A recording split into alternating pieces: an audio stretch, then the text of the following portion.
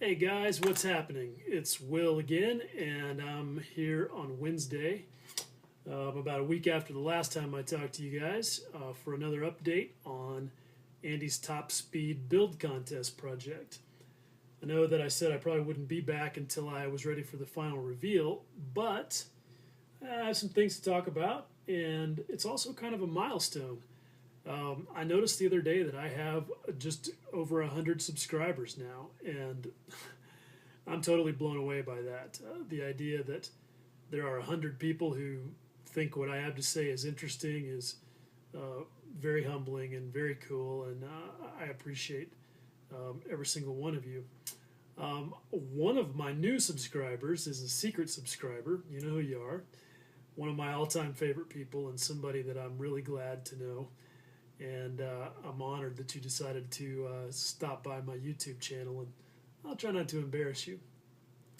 And I hope you stay tuned because there will be some Easter eggs in here and some things that I think, may not apply to the kind of modeling you've done, but, might be interesting anyway, just as sort of life stuff. So, anyway, you may also notice that I'm sporting some headgear today. That's because this is a shout out to Martin, also known as International British Modeler, who's just an all around cool dude and is the best dressed model builder on YouTube and always has on a cool hat. So this is a shout out to him. And also to Gil Mondragone, who is just OG. I just like his style. And he rolls a better flat build than anybody I've ever seen. So Gilbert, mine's not as good as yours, but it's a start. So anyway, that's what the hat's all about. Okay, so where am I at with the Reno Racer? She is right here, and you can see that she's got a nice coat of all-clad aluminum silver base coat on, and I know some of you that have been following this just heard me say base coat and went, wait, what? Because you were thinking traditional bare metal finish Mustangs and thinking that this bird was going to be silver, but she never was. The reason that I'm using the base coat silver is because the plane is getting painted in these House of Color Shimmerin urethanes. And even though they don't require a silver base coat like a candy color would, I just want to make sure that everything pops and that it all looks uniform. So I'm going ahead and laying down some silver to start with. And it's also good because, last week I talked a lot about finishing. And if you think primer is a really good way to see all of your blemishes, wait till you put a coat of aluminum on. Every little thing pops out. And that's good. You can see already that I've been doing a little spot finishing already where I'm going to have to touch that up. That has also been aided by something that I forgot to mention last week when I was talking about finishing tools. And that is my number one favorite finishing tool. And that's this gigantic window right here that I'm sitting next to. Wait, what? A window? That's absolutely right. And the reason is because it casts a hard side light on everything. And that throws even the shallowest divot or panel line or blemish into sharp relief. And it's like having a magnifying glass that you don't have to actually look through. And so you can really see how you're doing as you're working on, smoothing something out and trying to find any kind of defects. And it can be a little bit frustrating because, you think everything is bueno, and then the sun hits it, and you're like, shit, I got to do some more sanding and painting. But, that's just part of the process. And if you want a really high gloss paint finish, that's what you got to do. And you can rest assured that if you get it to, 95% in the sunlight, that in any normal room it's going to look fantastic. So I really like having the big window here, and I think it's just it's like photography. You can never have too much light. So definitely something to consider if you are arranging your workshop. One of the other things that applies to finishing that I just got is a jar of Mr. Surfacer 1000. Now, I know a lot of you guys already have this and already seen how great it is, but I just got my first bottle of it after about a month of waiting for it to arrive from Japan. So I don't know, everything about how it's going to work yet, but I feel like that this really rounds out my selection of fillers and that it's going to prove to be very useful. So, as far as other progress on the Reno Racer, today I'm just kind of fiddle farting around with odds and ends, starting to lay down color. Got the propeller tips painted. That's always a good first step. For some reason, it's one of my least favorite things to do, but it is what it is. If you're going to build planes, you got to do them. Last night, I finished up this little sub-assembly, which is, you're not going to be able to see it super good, but these are the inner landing gear doors. And I've been working on this little sub-assembly off and on for about a week, and part of the reason is because it took about a dozen paint steps to get it done. It's ridiculous. I had to mask off the parts that were going to get glued together so that the cement could properly weld them in place. Then shoot a primer coat. Then on the outside, base coat, color coat, clear coat. On the inside right here, I shot all clad gloss black base, then all clad chrome, then clear coat. More about that in a second. Then down here on the bulkhead, the interior gray and the satin finish to knock down the shine. And then on the cylinders, aluminum, then the satin to knock it down, and then come back with Testor's chrome enamel on the cylinder shafts, just for that extra bit of detail. So lots of work, but all worth it, I think. That's just the nature of parts where the inside meets the outside. But where I screwed up was on the all-clad chrome right here. I learned a tough lesson. I wanted to clear coat that because I knew that that's not a super durable finish and that these parts could get some handling and I didn't want it rubbing off. And so I just shot the chrome with the same gloss lacquer clear that I put on the color coat. Big mistake, because right before my very eyes, I watched the chrome turn into a lovely metallic silver, which was great, but not what I wanted. Basically, it was lacquer on lacquer, which shouldn't be too much of a problem, but it floated the pigment just enough that it ruined the chrome effect. So I just waited for the gloss to dry and then came right back over it with another coat of chrome. And then I clear coated that with some Future, which is an acrylic and won't bother anything and is very durable. So it's all good, but I sort of broke one of the rules, and that's one of those things that I want to talk about for a second. A lot of people would have said, oh, you should have gone back with the gloss black enamel before you reshot the chrome. But the truth is, it doesn't have to be gloss black.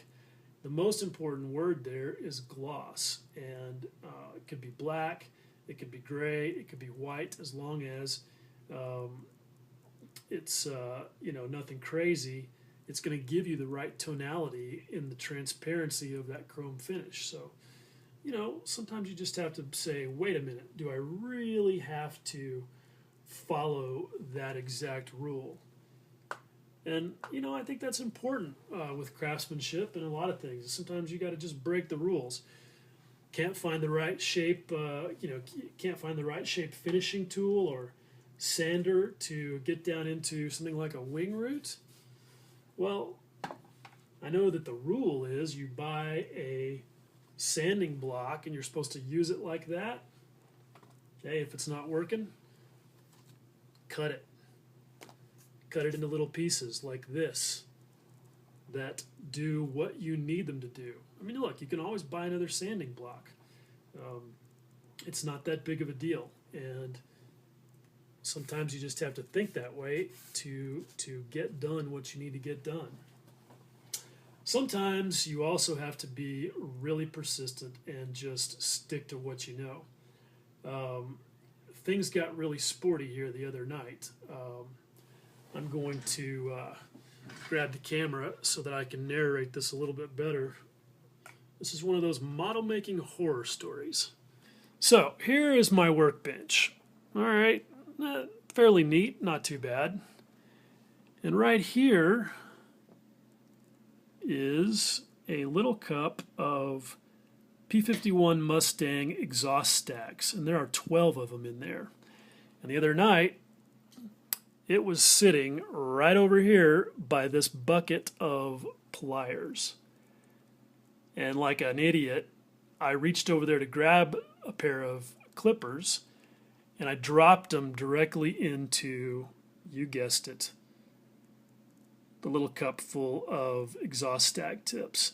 And most of them dumped out right there on the bench. And I thought I had them all, but of course, when I went and counted them, I only had 11. Now I knew that the 12th one had to be somewhere within a square foot of where they all got dumped out. But I could not find that son of a bitch to save my life. But I knew it had to be in that area. And so next morning, I get out here with some sunlight, and I just very methodically started dismantling my workbench bit by bit. And sure enough, about exactly a foot from where it was, in the middle of some papers in where I keep my instruction sheets and decals and so forth, I found that 12th exhaust stack, much to my relief, because nobody makes any aftermarket ones for the 132nd Tamiya Mustang.